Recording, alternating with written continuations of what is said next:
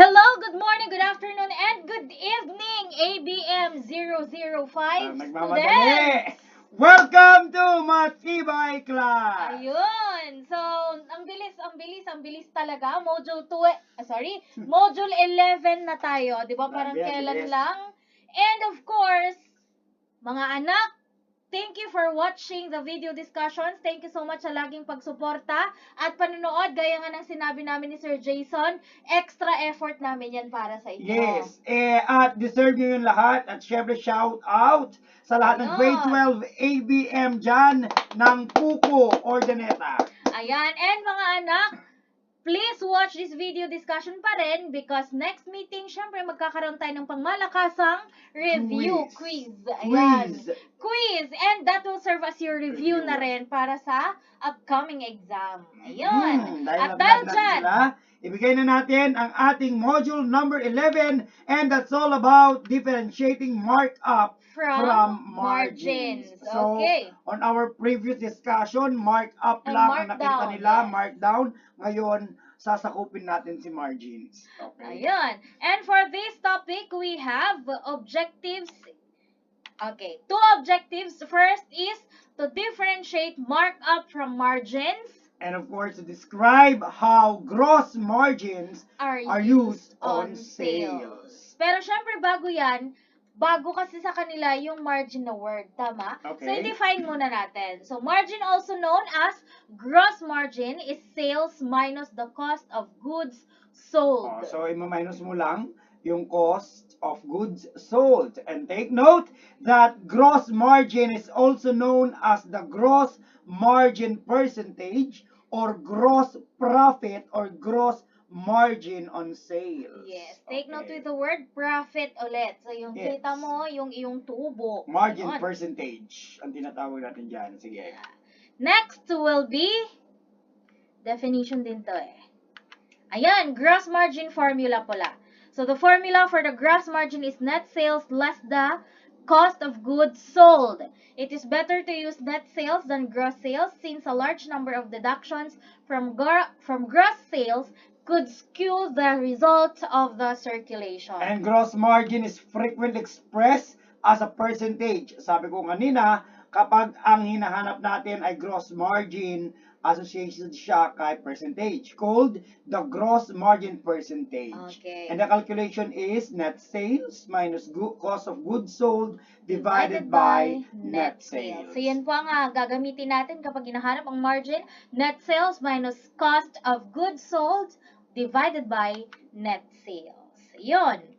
And we also have this term, ayan, gross profit margin.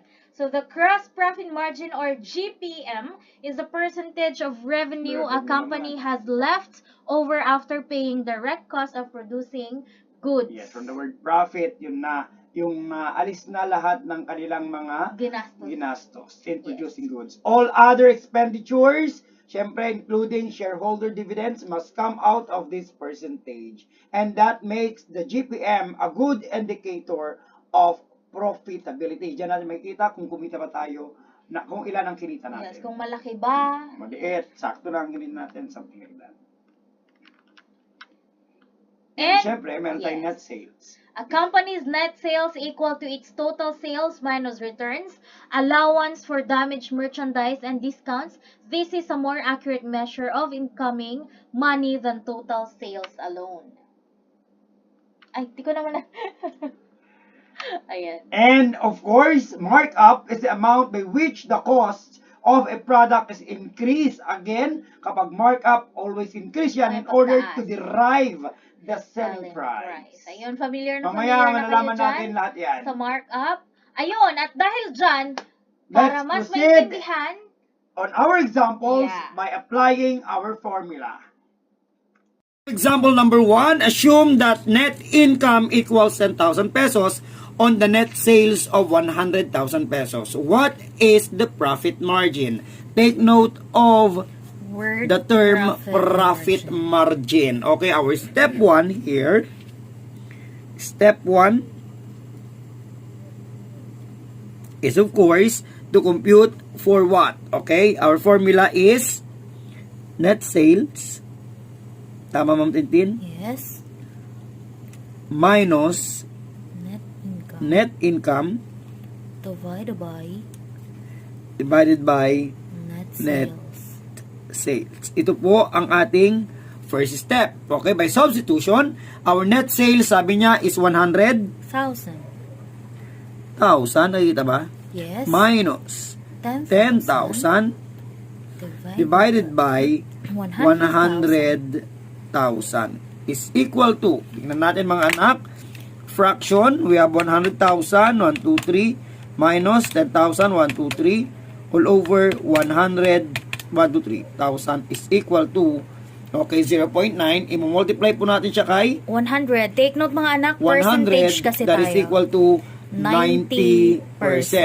Sagot na ba yan? Hindi pa po. Hindi pa po. Okay? Since hindi pa, ang ating step 2 kapag, okay kapag ang hinahanap natin is profit margin, yung nakuha natin sa step 1, kailangan natin i-minus sa 100%. Yes. So 100% minus 90% is equal to, obviously, it's 10%. Take note of the profit margin. Okay? Ang nakuha natin ay 10%. And kung titingnan mo, yung 10,000 is 10% po lang ng 100,000. Nagets po? Yes. Okay, that is our Example number 1. In our second example, a company had net sales of 600,000 pesos during the past year. Its inventory of goods was the same quantity at the beginning and at the end of the year.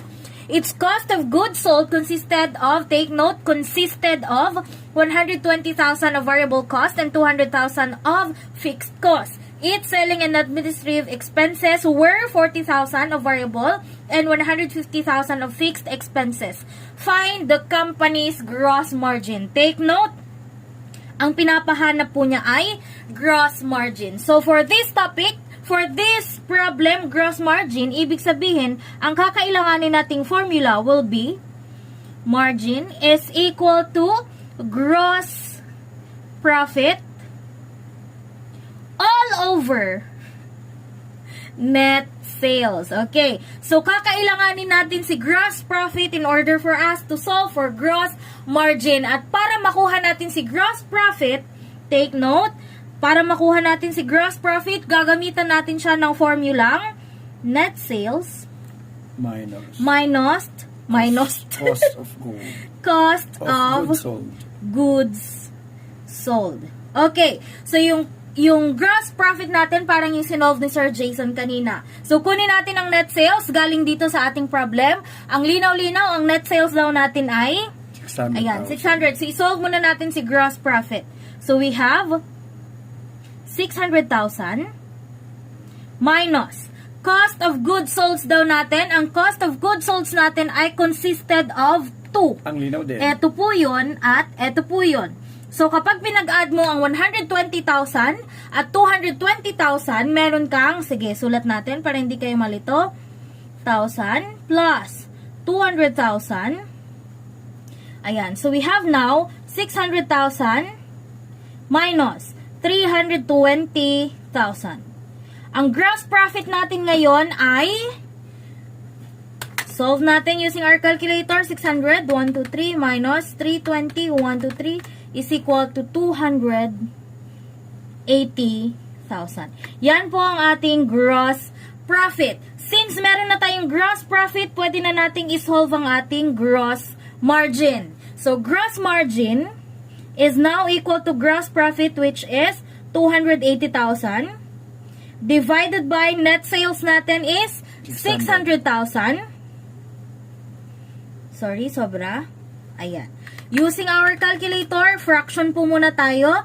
280, 1, 2, 3 divided by 600.